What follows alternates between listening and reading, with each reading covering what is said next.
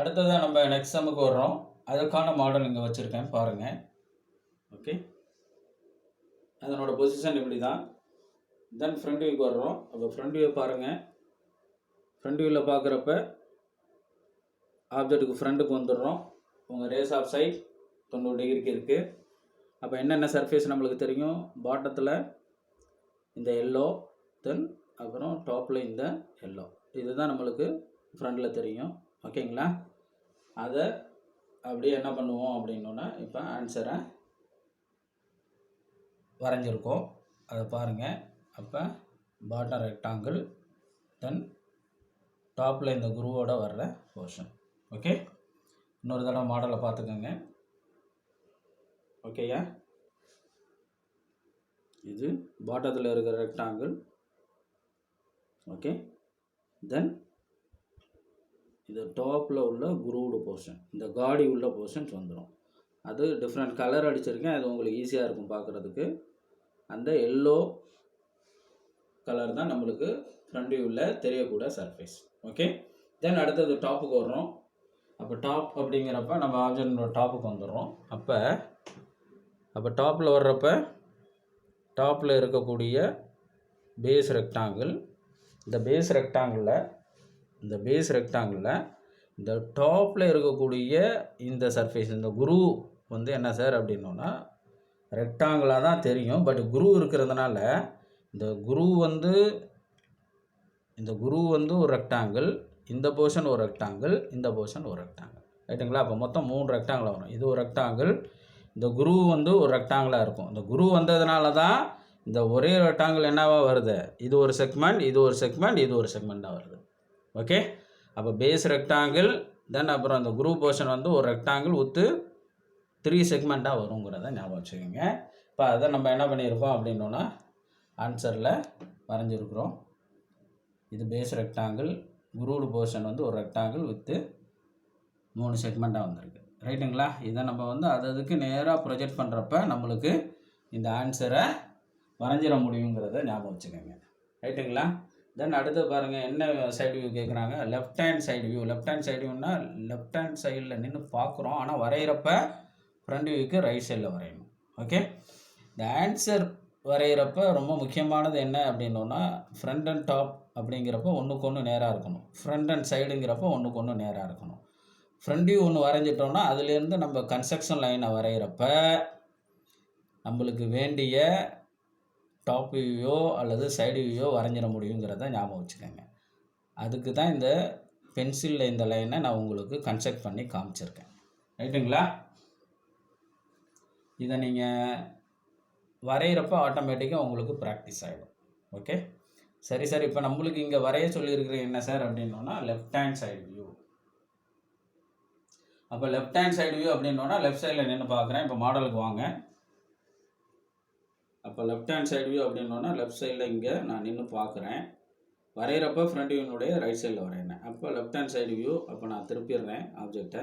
அப்போ நம்மளுக்கு என்ன கிடைக்குது அப்படின்னோன்னா என்னென்ன சர்ஃபேஸ் கிடைக்குதுன்னா ஒரு எல். ரைட்டுங்களா? அப்போ பேஸ் வந்து ஒரு ரெக்டாங்கிளாகவும் இந்த வெர்டிக்கல் போர்ஷன் ஒரு ரெக்டாங்கிளாக வரும். இதை நீங்கள் நல்லா கவனிங்க. இது தனி பீஸு, இது தனி பீஸு. அப்போ இடையில கோடு வந்துடும். ரைட்டுங்களா? அப்போ அங்கே வாங்க.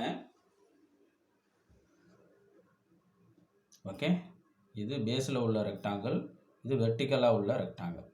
இது பேஸு தனி, இந்த வெர்டிக்கல் தனிங்கிறதுனால இதுக்கு இடையில கோடு வருது. சப்போஸ் இந்த வெர்டிக்கலும் ஹரிசாண்டலும் ஒரே பீஸுனா இந்த இடையில இந்த கோடு வராதுங்கிறத ஞாபகம் வச்சுக்கோங்க. ரைட்டுங்களா? ஓகே, இந்த ஹிடன் லைனில் விட்டுட்டேன் பாருங்கள். இப்போ சைடு வியூவில் பார்க்குறப்ப குரு இருக்குது, அதாவது இந்த காடி இருக்குது. சைடு வியூவில் நம்மளுக்கு காடி தெரியாது, ஆனால் இதில் காடி இருக்குது. நல்லா பாருங்கள். ஃப்ரண்ட் வியூவில் தான் நம்மளுக்கு அந்த காடி, இந்த பள்ளம் தெரியும், ஆர் குருன்னு சொல்லலாம். சைடு வியூவில் நம்மளுக்கு குரு தெரியாது, ஆனால் இதில் குரு இருக்குது. அப்போ டாப்லேருந்து இந்த குரு, அந்த காடி என்ன ஆழத்துக்கு இருக்கும் அந்த ஆழத்துக்கு இந்த ஃப்ரண்ட்டில் இந்த டாப்லேருந்து அந்த ஆழத்துக்கு ஃப்ரண்ட்டில் இந்த வெர்டிக்கல் ரெக்டாங்கிளில் ஹிடன் லைன் வந்துடணும். அந்த குரு எப்படி இருக்குது? இது ஃபுல்லாக இருக்கிறதுனால ஹிடன் லைன் ஃபுல்லாக வரணுங்கிறத ஞாபகம் வச்சுக்கோங்க. ஓகே, அப்போ அதை தான் இங்கே நம்ம என்ன பண்ணியிருக்கோம் அப்படின்னா, இந்த குரு என்ன உயரமோ என்னென்னா ஆழமோ அந்த ஆழத்துக்கு ஒரு ஹரிசாண்டல் லைன் வரைகிறேன், அதில் ஹிடன் லைனை வரைகிறேன். ஓகே, அந்த குரு வந்து இந்த வெர்டிக்கல் ரெக்டாங்கினுடைய திக்னஸ் முழுமைக்கும் பாஸ் ஆகிருக்கிறதுனால ஹிடன் லைன் முழுமையாக வருது. சப்போஸ் பார்சியலாக தான் போகுது, அதாவது பாதி தான் போகுதுன்னா அப்போ ஹிடன் பாதி தான் வரும். ரைட்டுங்களா? என்ன சொல்கிறேன்னு, இந்த சம்பளை பொறுத்த வரைக்கும் இந்த காடி வந்து ஃபுல்லாகவே நம்மளுக்கு இருக்குது. ரைட்டுங்களா?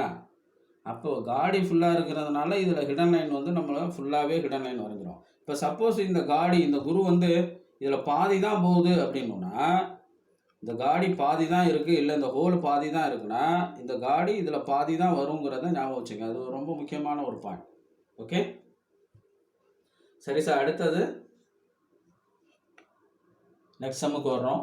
ஓகே, அதுக்கான மாடலை நான் உங்களுக்கு இங்கே வச்சுருக்கேன் பாருங்கள்.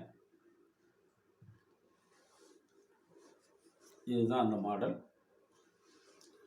அப்போ வழக்கம் போல் front view, top view, right hand side view. அப்போ ஃப்ரண்ட் வியூ வர்றேன். அப்போ ஃப்ரண்டில் பாருங்கள். ஓகே, அப்போ ஃப்ரண்டில் நான் இந்த ஆப்ஜெக்டை பார்க்குறப்ப ஃப்ரண்ட் வியூ வரைகிறப்ப ஆப்ஜெக்ட்டுக்கு ஃப்ரண்ட்டுக்கு நான் வந்துடணும். வந்துட்டு இதை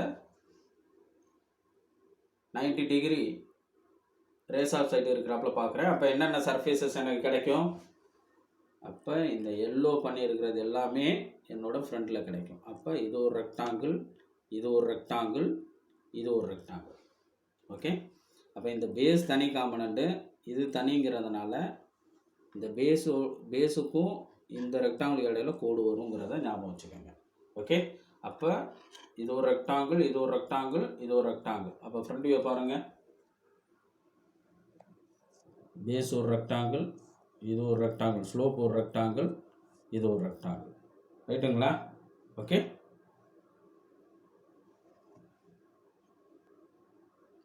நெக்ஸ்ட்டு நம்ம இப்போ டாப் வியூக்கு வர்றோம். அப்போ டாப் வியூ அப்படிங்கிறப்ப நான் ஆப்ஜெக்டோட டாப்புக்கு வந்துடணும்.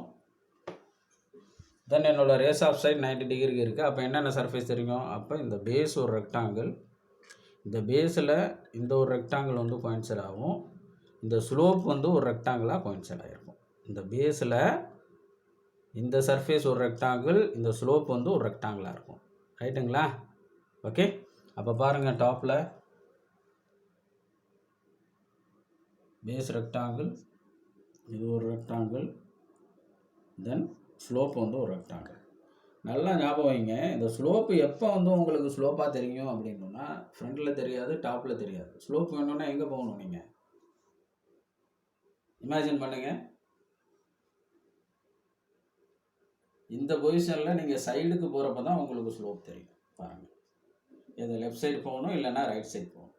ஓகே, அப்போ அந்த ஸ்லோப் எந்த வியூவில் தெரியுங்கிறத ஜட்ஜ் பண்ணிக்கோங்க. மீத வியூவில் அந்த ஸ்லோப் வந்து ரெக்டாங்கிளாக தான் தெரியுங்கிறத ஞாபகத்தில் வச்சுக்கோங்க. அது வந்து ஆப்ஜெக்டினுடைய பொசிஷனை பொறுத்தது. ரைட்டுங்களா? ஓகே, தென் இப்போ அடுத்தது side view, right hand side view. இங்கே நம்மளுக்கு சம்பளம் நம்ம கொடுத்துருக்க என்னது? Right hand side view. அப்போ இதுக்கு என்ன மீனிங் அப்படின்னா, ரைட் சைடில் நின்று பார்க்குறேன். ஓகே, ரைட் சைடில் நின்று பார்க்குறேன், ஃப்ரண்ட் வியூனுடைய லெஃப்ட் சைடில் வரணும். அப்போ ரைட் ஹேண்ட் சைடு வியூ திருப்பிக்கிறேன் நான் உங்களுக்கு. ஆக்சுவலாக ரைட் ஹேண்ட் சைடு வியூன்னா ஆப்ஜெக்டினுடைய ரைட் சைடு இங்கே நின்று பார்க்குறேன். வரைகிறப்ப தான் ஃப்ரண்ட் வியூனுடைய லெஃப்ட் சைடில் வரணும், ஃபர்ஸ்ட் ஆங்கிள் ப்ரொஜெக்ஷன் படி. அப்போ இதை நான் அப்படியே ஆப்ஜெக்ட் உங்களுக்கு திருப்பிக்கிறேன்.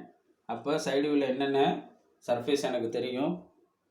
இந்த ஒரு, அதாவது இந்த கலர் நம்மளுக்கு, ரைட்டுங்களா, இந்த காவி கலர் நம்மளுக்கு வந்து சைடில் தெரியும். அப்போ பேஸ் ஒரு ரெக்டாங்கிள், தென் இந்த ஒரு வெர்டிக்கல் ரெக்டாங்கிள், இது வந்து ஆக்சுவலாக ஃப்ரண்ட்டுக்கு வந்துடும். புரியுதுங்களா? தென் அப்புறம் இந்த ஸ்லோப், இதில் இருந்து ஸ்லோப் நம்மளுக்கு கிடைக்கும். ரைட்டுங்களா? அந்த ஸ்லோப் இதில் பண்ணிட்டோம், இதிலேருந்து இந்த பாட்டத்துலேருந்து இதோட வந்து ஜாயிண்ட் ஆகும். ரைட்டுங்களா? இந்த ரெக்டாங்கிளுடைய எண்டில் வந்து ஜாயிண்ட் ஆகும். இது தானே நம்மளுக்கு வந்து சைடு வியூவில் கிடைக்கும். ஓகே, இப்போ இதை ஆன்சரில் பார்ப்போம். பாருங்கள், அப்போ பாட்டம் ரெக்டாங்கிள், இது வெர்டிக்கல் ரெக்டாங்கிள், தென் இந்த ஸ்லோப் இந்த பேஸ் எண்டில் ஸ்டார்ட் ஆகி அப்படியே இந்த டாப் எண்டில் வந்து கனெக்ட் ஆகுது. இப்போ பாருங்கள் நல்லா. ஓகே, பேஸ் ரெக்டாங்கிள், இந்த ரெக்டாங்கிள் இது ஆக்சுவலாக அங்கே சென்டரில் இருந்தாலும் இது ஃப்ரண்டில் வந்தாப்புல இமேஜின் பண்ணிக்கணும். ரைட்டுங்களா? இது ஆக்சுவலாக ஃப்ரண்ட்டுக்கு வந்துடும். ஓகே, தென் அப்புறம் ஸ்லோப்பு இங்கே பேஸில் ஸ்டார்ட் பண்ணி இந்த வெர்டிக்கல் ரெக்டாங்கிளுடைய எண்டில் வந்து முடிஞ்சிடும். ரைட்டுங்களா? ஓகே, இப்போ ஆன்சரை பாருங்கள். எந்த ஒரு கன்ஃபியூஷனும் இருக்க வாய்ப்பில்லை. இந்த 8 மாடல்ஸும் உங்களுக்கு ரொம்ப யூஸ்ஃபுல்லாக இருக்குன்னு நான் நம்புகிறேன். மோஸ்ட் ப்ராபப்ளி எல்லா டைப்ஸையுமே நான் உங்களுக்கு கவர் பண்ணுறாப்புல பிளான் பண்ணி தான் இந்த சம்ஸை நான் உங்களுக்கு கொடுத்துருக்குறேன். இந்த கான்செப்டை நீங்கள் புரிஞ்சுக்கிட்டீங்க அப்படின்னா பிக் கொஸ்டின் சால்வ் பண்ணுறப்போ உங்களுக்கு எந்த ஒரு டவுட்டுமே வர வாய்ப்பு இல்லை. இது உங்களுக்கு நல்லா புரிஞ்சிருக்கும் அப்படின்னு நான் நம்புகிறேன். இன்கேஸ் ஏதாவது உங்களுக்கு சந்தேகம் இருந்தது அப்படின்னா வீடியோவை ரீவைண்ட் பண்ணி பாருங்கள், டெஃபினட்டாக உங்களுக்கு புரியும். மறுபடியும் நம்ம இன்னொரு லெக்சரில் இன்னொரு சம்மோட மீட் பண்ணுவோம். தேங்க்யூ.